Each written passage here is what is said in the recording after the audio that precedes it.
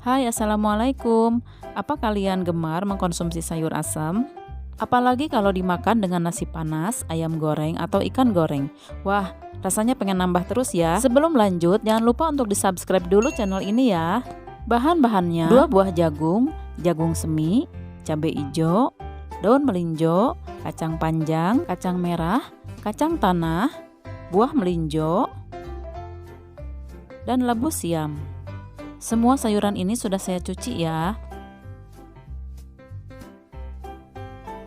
Untuk bumbu-bumbunya, gula merah yang sudah saya cairkan, tomat, cabai merah, bawang merah butiran, lengkuas, garam, terasi yang sudah dikukus, dan mecin kalau perlu ya. Juga ada gula pasir dan asam jawa yang sudah diseduh.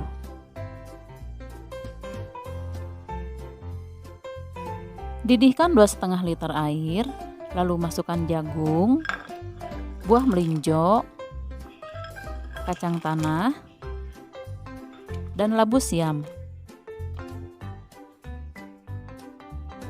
Biarkan sampai mendidih ya.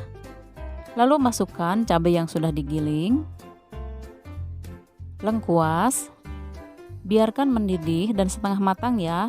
Lalu masukkan kacang merah. Kacang merahnya di sini sudah saya rebus terlebih dahulu ya. Kalau kacang merahnya mentah, boleh direbusnya di awal ya. Lalu masukkan bawang merah butiran secukupnya, kacang panjang, jagung semi, dan cabai hijau secukupnya. Lalu yang terakhir masukkan daun melinjo dan tomat yang sudah dibuang bijinya. Oh iya, boleh ditambahkan daun salam dan belimbing wuluh ya.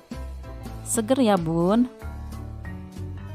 Setelah sayurannya masuk semua, tambahkan bumbu-bumbu halus ya. Garam, gula pasir, mecin kalau perlu, terasi yang sudah dikukus, air gula, dan air asam. Aduk sampai tercampur rata. Selamat mencoba ya bun, semoga resepnya bermanfaat. Jangan lupa untuk di like, komen, subscribe, dan bunyikan tanda loncengnya ya, supaya tidak ketinggalan resep-resep selanjutnya dari saya. Bagi yang sudah subscribe, saya ucapkan terima kasih.